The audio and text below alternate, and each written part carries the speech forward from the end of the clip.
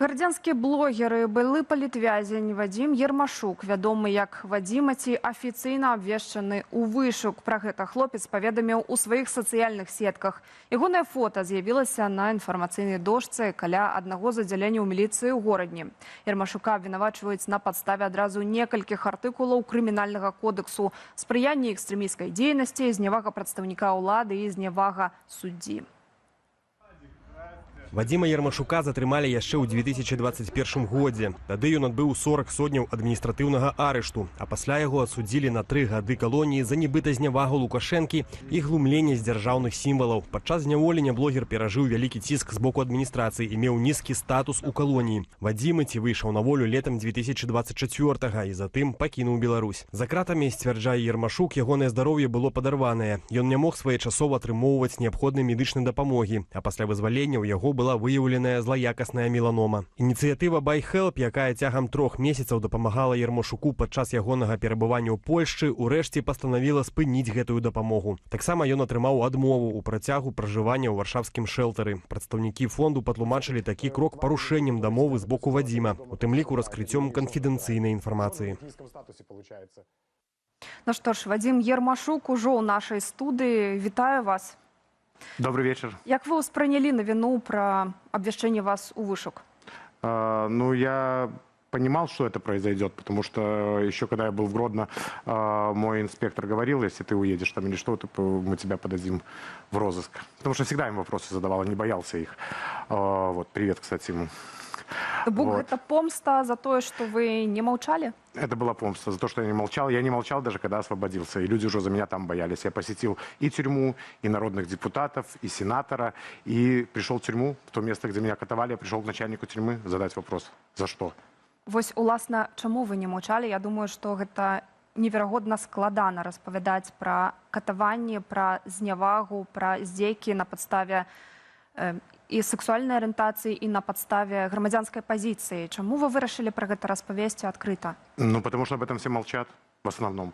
И даже люди, которые уезжают, стараются молчать об этом. Тем более этот аутинги, обо всем, что они со мной сделали, я считаю, это должны говорить о низком статусе, должны говорить. Потому что мало кто об этом скажет. И многие, кто выйдет, кто был в низком статусе, будут бояться сказать вам. А я считаю, что у меня сейчас такой голос, идет самый громкий голос, как я говорю, который может говорить все, что хочешь, потому что я уже прошел самый низ. А што б вы параілі тым людзям, якія таксама праходзяць праз вось такія катаванні? Не молчать. Не молчать. Это вы знаете, вот как жертва и насильник. Многие жертвы же молчат. А мы же, белорусы, получается, жертвы режима. И когда мы молчим, они продолжают нас катовать. Што гэта за артыкулы, паводле якіх вас абвясцілі? Оскорбление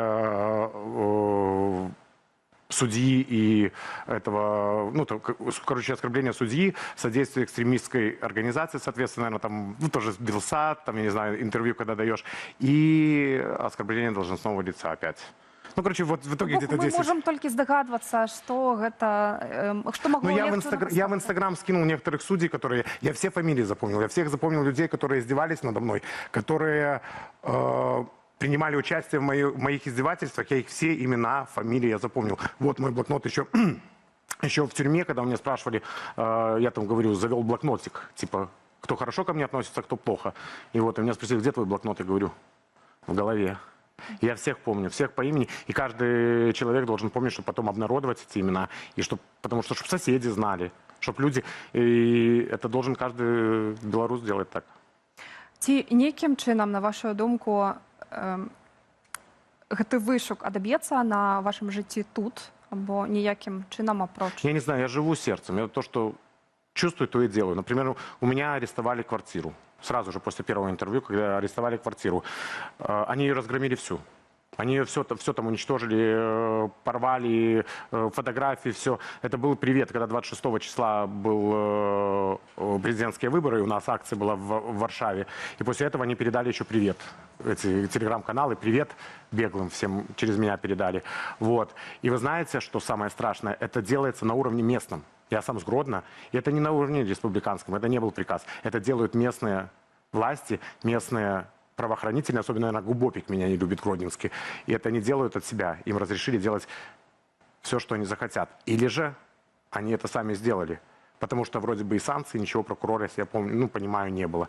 Я сейчас с родными не сильно общаюсь, потому что они меня в том же время не поддерживают, как бы, и переживают, но не поддерживают, потому что я уже прошел, они переживают, конечно, за меня, за мое здоровье, потому что у меня опять следующая операция Ось, будет. власне, про здоров'я і хотіла запитати, яка тепер ситуація?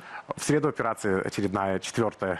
Давайте нагадаем, может быть, нашим глядачам, что сталося, які наступства того, що ви Ну вот у сказали? меня онкология, 2 операции, вот сейчас 2-я операция паховая грыжа двухсторонняя, остеохондроз, псориаз на нервном. Я понервничаю, соответственно, псориаз начинается. Потом гастрит, желудок под язвой уже почти, хелибактеры лечил. Ну и психологическое подорвано здоровье. У меня целая куча болезней. И хотел бы, вот я не знаю, BuyHelp, у меня разошлись такие немножечко плохие отношения с BuyHelp и с Левончиком, которые отказали мне в поддержке. Потому что, знаете, почему я думаю это? Я как не просил, а я не то, что требовал, я просил, говорю, то, что вы должны, ну, как я политзаключенный, потому что я в любую прихожу в больницу или что, и мне дают таблетки, это все это денег стоит. Я думаю, потому что я очень дорого стоил, и решили мне просто отказать. Ну, BuyHelp, у свою чергу, гэта тлумачыць разгалочаннем асабістых Это неправда. звестак. Это неправда, потому что никто никому не разглашал ни особистых звесток, ничего. Просто у нас был давно этот разговор, и угрозы эти были всегда мне, типа, мы с ними... Изначально у меня не залазило с ними. А так все нормально. Ну, сейчас я обратился к Светлане Тихановской.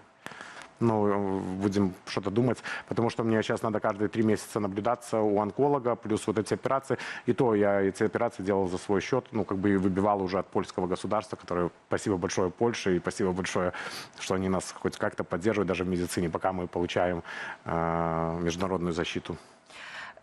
BuyHelp, вядома, што ён як бы і не можа пастаянна і стала дапамагаць усім палітвязням. Іх вялікая колькасць, іх вялікая чарга. Я, напэўна, не буду казаць пра гэтую сітуацыю, я не ведаю, што сталася насамрэч. Ну да, давайте уже, пусть будет на их совести. Я не хочу это, я просто не хочу выносить этот ссор из избы, понимаете, потому что ебатьки, которые там в Беларуси, они будут хвататься за это.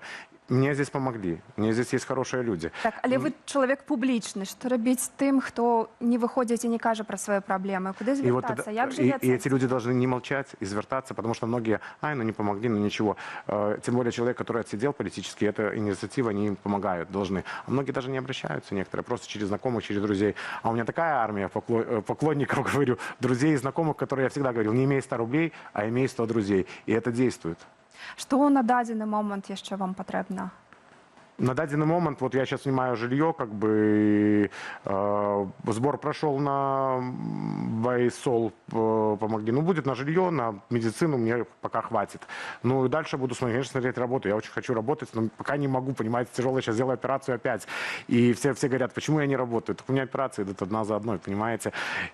Ну, я, может быть, ну, не знаю, кем буду. Ну, пока блог веду, начинаю свой этот... пойду переучусь, может, на парикмахера, дизайнера, пойду мейкап делать. Возьмете меня к себе на Белсад. Представьте, Чому какой-то... ні? Звісно, гэта не я вырашаю, але ведаеце, зайздрошчу можа быць вашаму аптымізму і таму, як вы светла глядзіце ў будучыню, Так, по-другому незважаючы никак. на ваши праблемы са здароўем і ўвогуле не простую жыццёвую сітуацыю, чтобы вы параілі людзям вось псіхалагічны спакой, як захаваць, як верыць у тое, што жыццё можа тут наладзіцца, а не гледзячы на Вы тое. знаете, я всегда был на позитиве.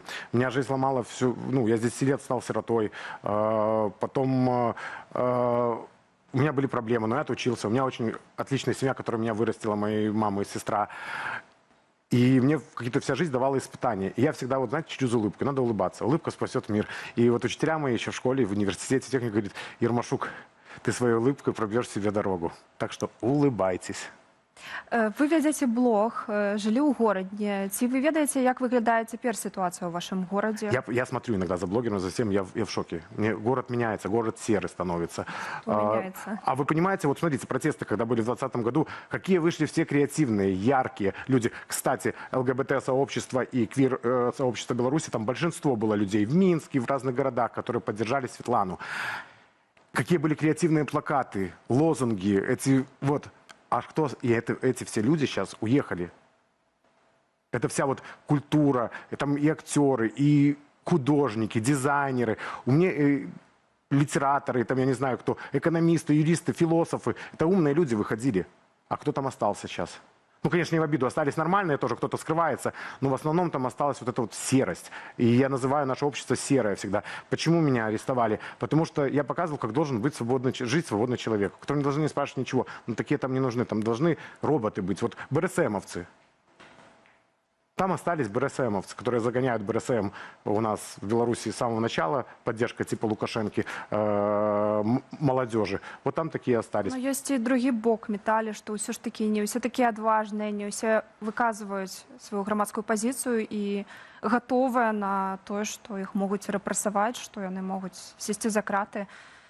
Ну, понятно, такие страх люди. у всех. Ну, я вот очень много прочитал литературы, когда сидел в зоне. И вот я, знаете, вот помню книгу «Побежденные», Римская Корсакова. И вот не помню, как ее зовут, это вторая фамилия в скобочках, и именно Римская Корсакова запомнил. «Побежденные». И там, знаете, вот в 20-30-е годы, когда поезд ехал, везли в ГУЛАГ людей. И люди не боялись, выбегали, кидали сигареты.